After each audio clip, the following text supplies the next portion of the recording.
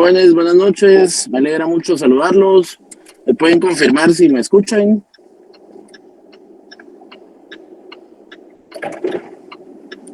Sí, licenciado. Perfecto. Bueno, muchas gracias. Quiero contarles que estuve revisando el correo electrónico. Hoy respondí a algunos de los mensajes que estaban pendientes en el correo y en estos días estaré terminando de contestar los demás.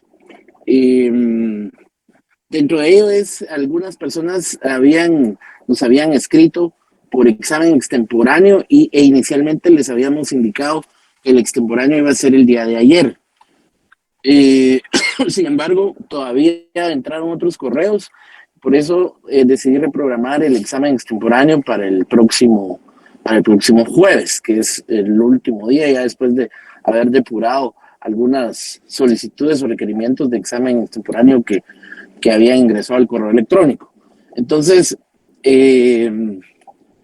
¿hay alguna persona de los presentes conectados que todavía tenga pendiente que yo le conteste correo específicamente en relación al examen extemporáneo? Puede tomar la palabra.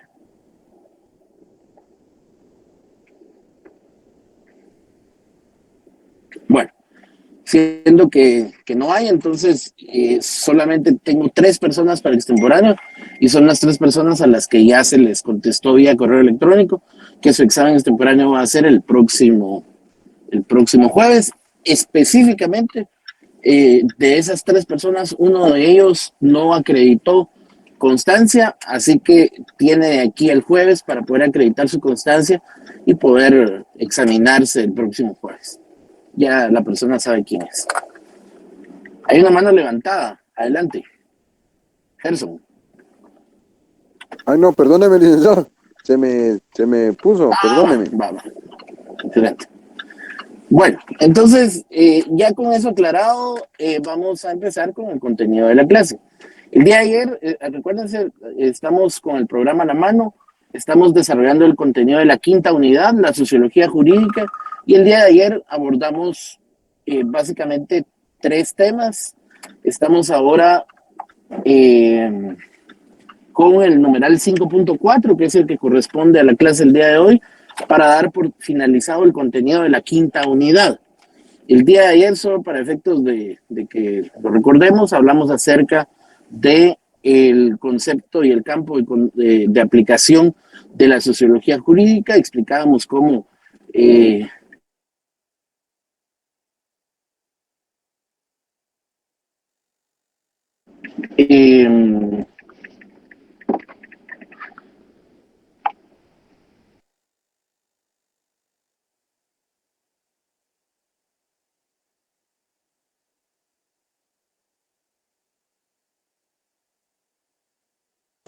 Y se marchó.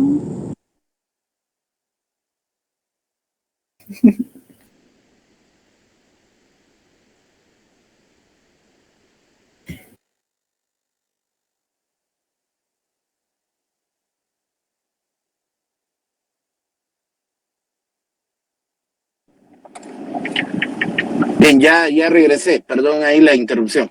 ¿Me escuchan?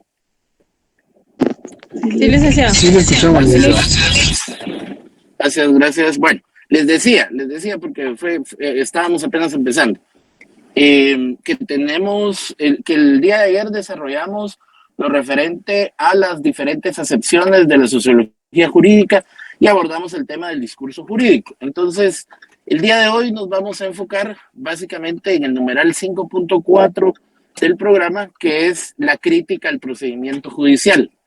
La crítica al procedimiento judicial. Y es un tema corto, no creo que nos tome más de 20 minutos, así que, por favor, para que tomemos nota. Estamos desarrollando el análisis básicamente de lo que es la sociología jurídica. Partimos de la idea de que ambas disciplinas, ambas ciencias sociales, tienen un campo de aplicación conjunto. Y el día de ayer, de hecho, poníamos algunos ejemplos de cómo el ejercicio de la profesión de abogado no solamente implica la aplicación muerta del derecho como tal o de la norma jurídica, sino que necesariamente el soplo de aliento de vida del derecho es la sociología, dado que se requiere de actos sociales que el derecho denomina actos jurídicos o hechos jurídicos, dependiendo si hay o no la expresa voluntad del hombre implícita en un mismo hecho jurídico, pero al final, bien sean hechos jurídicos o actos jurídicos, implican actos sociales y por lo tanto hay un componente sociológico en el derecho. Explicábamos también cómo en todas las áreas del derecho, todos los artículos del derecho, particularmente es más evidente en el derecho penal, cuando vamos a la parte especial del código, donde están todos los tipos penales, vemos cómo se configura claramente en lo que son los delitos el supuesto jurídico y la consecuencia jurídica. El supuesto jurídico que contiene el acto o hecho social y la consecuencia jurídica que es el propio derecho. O sea, el derecho requiere para existir que colateralmente hayan actos sociales que validen determinadas conductas o que castiguen otras conductas. Y entonces, abordando un poco el tema de la crítica al procedimiento judicial, básicamente acá lo que hacemos es una crítica a la legalidad. La crítica al procedimiento judicial es una crítica a la legalidad. ¿Por qué? Porque al final vivimos en un Estado de Derecho donde, de acuerdo a lo que dice la ley de organismo judicial, en primera instancia deben validarse la norma jurídica. Luego, las fuentes del derecho, dice el artículo 2 de la ley de organismo judicial, se tendrá en primera instancia como fuente del derecho la norma jurídica y posteriormente también la jurisprudencia y también la costumbre las van a complementar, dice el artículo 2 de la LOJ. Pero particularmente entonces vamos a entender que la crítica al procedimiento judicial también la pudiéramos entender como la crítica a la legalidad o la crítica a la escuela positivista. Recuerden ustedes que la escuela positivista es la que se centra sus esfuerzos en explicar que el derecho está fundamentalmente basado en la norma escrita, en la norma jurídica escrita. Y nosotros hemos abordado ya en otras ocasiones cómo la norma jurídica o el derecho como tal trasciende a la norma escrita, porque también el derecho se desarrolla en otras dimensiones, en otros campos, como son la jurisprudencia, la doctrina, y en el caso de los jueces particularmente, la sana crítica razonada y otros aspectos que son propios de la valoración judicial, como lo establece, por ejemplo, el Código Procesal Penal, el Código Procesal Civil en cuanto a las temáticas específicas. Entonces, cuando el programa de estudios hace referencia a una crítica al procedimiento judicial, básicamente es una crítica a la escuela positivista. ¿Por qué es un riesgo la escuela positivista? Porque tenemos registros vastos en la historia de que el positivismo jurídico es la norma escrita y que hay un alto riesgo de que el positivismo jurídico siempre esté al servicio de los intereses que de turno pueden llegar a determinar en un espacio determinado de tiempo o en un gobierno específico. Es decir, la crítica al derecho siempre ha sido en función de este aspecto, de la razón por la cual el derecho se instrumentaliza en favor de los intereses que están gobernando de turno.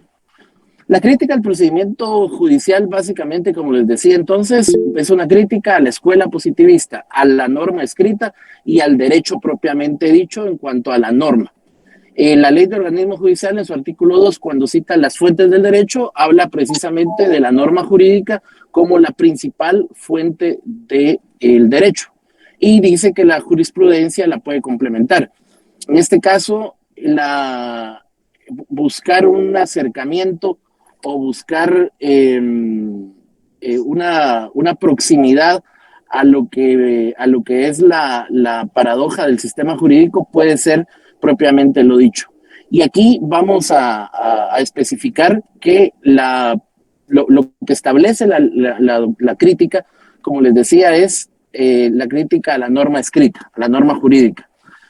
¿Por qué se critica a la escuela positivista? Porque se le enfoca o se le achaca que su aplicación, como les decía, está al servicio de quienes gobiernan en su momento, porque las normas jurídicas son factibles de cambiar.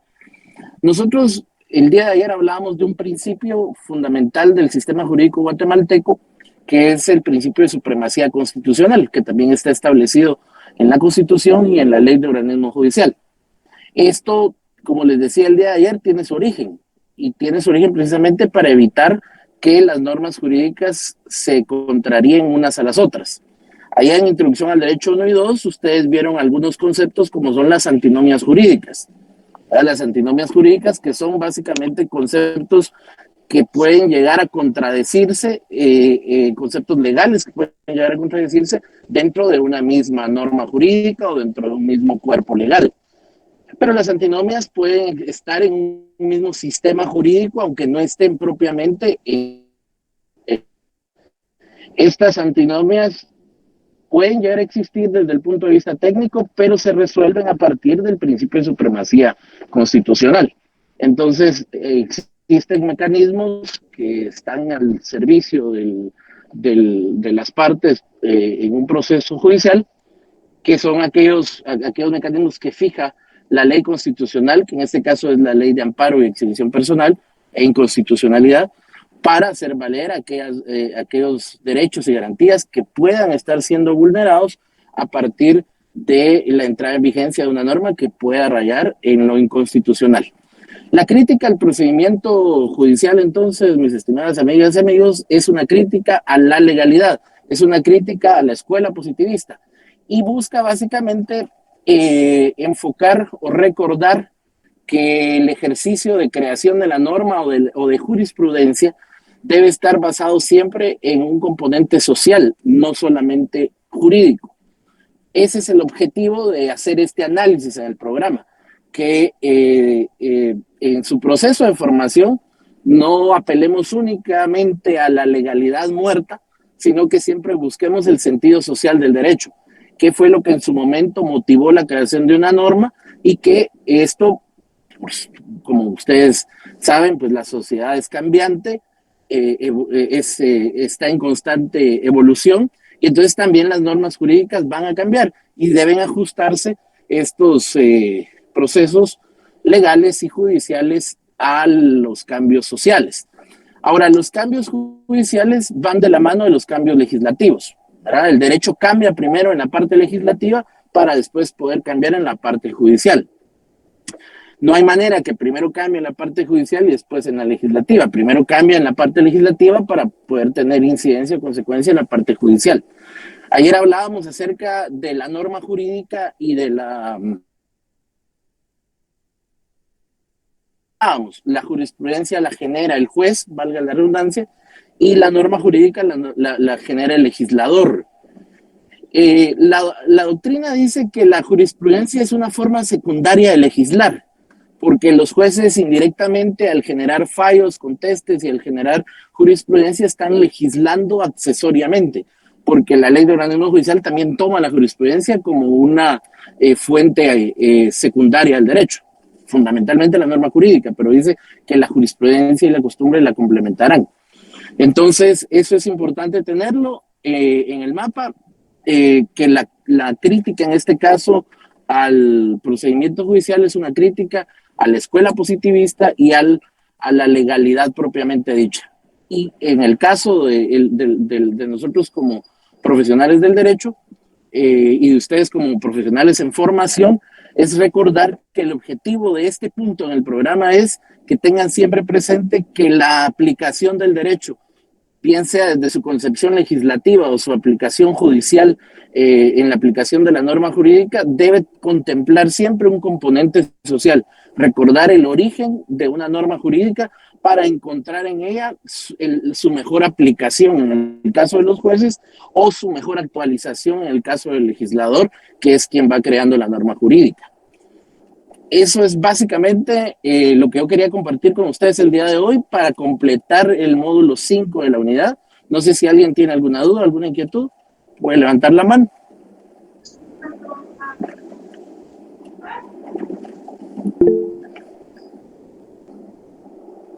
Bueno, entonces me alegro mucho saludarlos, los estoy saludando el próximo Ya lunes. una pregunta, perdone, buena tarde. Sí, dígame. La jurisprudencia obviamente se dicta pues, en ciertos procesos penales y de área civil. Cabe mencionar que yo sigo con inquietud de que no cabe en la rama laboral, ¿vale? Perdone. La jurisprudencia sí es aplicable a todas las ramas del derecho. De hecho, hay vasta jurisprudencia tanto en la Corte de Constitucionalidad como en la Corte Suprema en materia laboral, y todas pueden ser citadas en una demanda de juicio ordinario, por ejemplo. Sí es aplicable a todas las ramas del derecho. Sí, licenciado, pero una pequeña pregunta así con ese caso, porque verá que yo he estado pues, queriendo indagar en este tema y sí, algunos, bueno, abogados pues que me han indicado, no sé si por desconocimiento o por causa o no sé, por no llevar el proceso, no se aplica. Porque le pongo este caso porque, por ejemplo, nosotros estamos, yo trabajo con Alfa y hemos tenido un tema de rama laboral ganando bajo una especie de inversión y prestaciones bajo reloj 189, pero ya tenemos casos, digamos que aprobados por juzgado. Obviamente estos se van a amparo, ¿verdad? Y nos han respondido favorablemente. Pero entendiendo o la jurisprudencia, pues se aplica a partir de 5 a 6 casos ya aprobados por un ente jurídico que digamos que aplique la sentencia, ¿no? No sé si estoy equivocado. Sí, pero aún y cuando sea un solo caso que no sea conteste, sí forma parte como doctrina, o sea, se puede citar como doctrina. Y al final tiene el mismo valor, porque la ley de organismo judicial dice que la jurisprudencia y la doctrina la van a complementar. Entonces, por ejemplo, si usted no reúne los 3 fallos contestes de un mismo órgano sobre un mismo tema, digamos, entonces puede citar uno y ese uno le sirve como doctrina, aun y cuando no lo puede citar como jurisprudencia, en efecto sí es doctrina, porque es una forma en que el juzgador va orientando. Ahora, no siempre aplica, porque tienen que ser casos que sí tengan relación o que tengan, digamos, un esquema similar. En el caso nuestro, licenciado, creo que el caso ha sido por 4 casos pagados por indemnización en un renglón que supuestamente no es aplicable en cuestiones de rama laboral. Hablemos del renglón 189, prestaciones por servicios dentro del Estado. No digamos el 011, que tiene su jerarquía desde la misma Constitución, pero en este caso, yo le hago esta pregunta porque sí me ha surgido la duda y hemos hablado en otras ocasiones de jurisprudencia. Bueno, en este caso, digamos, se han dado 4 casos pagados con indemnización y prestaciones generales y 2 casos solamente por prestaciones. ¿Y a qué hora? Pero recuerde que cada caso es diferente. A ver, vamos a partir de 2 ideas. Punto 1, la jurisprudencia es aplicable en el sistema guatemalteco en todas las ramas del derecho. Digamos, no hay ningún fundamento legal para decir que no es aplicable en materia laboral no, es aplicable para todo. Ahora, en el caso específico, lo que sucede es que acuérdese que en materia laboral lo que usted tiene que comprobar es la relación de trabajo. Y eso, digamos, en el caso específico que usted me comenta, un renglón 189 inicialmente no es un renglón de contratación laboral. De hecho, la mayoría de los contratos que se firman son al tenor que es un contrato de servicios profesionales o de un contrato administrativo de servicios. Que en el camino se desconfigure el rol inicial que se había pactado y que exista una simulación, eso sí pasa. Pero entonces cada caso tendrá que comprobarse, documentarse frente al órgano jurisdiccional. Y ahí es donde usted me puede decir es que no funciona con todos. Pues sí, porque quizás no todos lo documentan bien. Pero si alguien es capaz de documentar que existió relación laboral y que existió simulación, pues en efecto, entonces se toma en este caso la norma más favorable al trabajador, que es un principio del derecho laboral. Pero inicialmente el renglón de contratación 189 o el subgrupo 18, digamos, no es un renglón para contratar personal para que trabaje en oficina, es un renglón para contratar servicios, consultorías, asesorías. Si en el camino se desconfigura y les dan funciones, les cargan bienes, les ponen horario, etcétera, etcétera, etcétera, pues ahí ya cada persona tendrá que documentar eso, probarlo y naturalmente pues ya procederá el caso específico en materia laboral. Por eso es que no le pega a todos, porque posiblemente no todos tengan el mismo soporte para documentar ese tipo de relaciones laborales simuladas. Sí, sí, vicelicenciado, que perdone que me extienda en este tema, pero me parece muy interesante que usted me lo pueda aclarar y me encanta lo que me explica. Mira que la última la última sentencia que exactamente un juzgado de trabajo nos dictó especifica claramente eso, que se está haciendo una simulación de contrato afectando, dice en la sentencia, los derechos vulnerables del trabajador.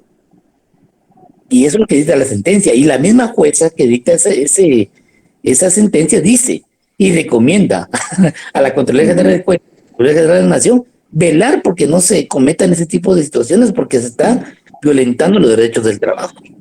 Exactamente. Y eso es algo que ocurre que lamentablemente ocurre en todo el estado y muy constantemente. No es que no todos demandan, digamos, no todos hacen valer ese derecho. Mucha gente se va y no demanda, pero es algo por lo que es justo luchar. ¿Qué le puedo decir ahí? Qué bueno que llegaron a sentencia, qué bueno que un órgano jurisdiccional ya lo fijó, pero sabemos que las instituciones también tienen un mandato de llevar esto hasta la última consecuencia, ¿verdad? Plantearán sus acciones, las acciones de apelación correspondientes, posiblemente eso se vaya a una sala de apelaciones, tendrá que quedar firme, algunas lo llevan hasta amparo y hasta ahí, digamos, se logra o una reinstalación o un pago de salarios caídos o lo que sea, pues cada caso es diferente, pero el punto aquí es la jurisprudencia no exime el área laboral. Lo que sí pasa es que no todos los casos son iguales y por lo tanto no todos les es aplicable el ejercicio de una misma sentencia, pero hay casos que tienen la misma configuración y en ese caso sí son adaptables, ¿verdad? Pero con un elemento que cambie ya no se puede, ya no es lo mismo, entonces no le va a aplicar.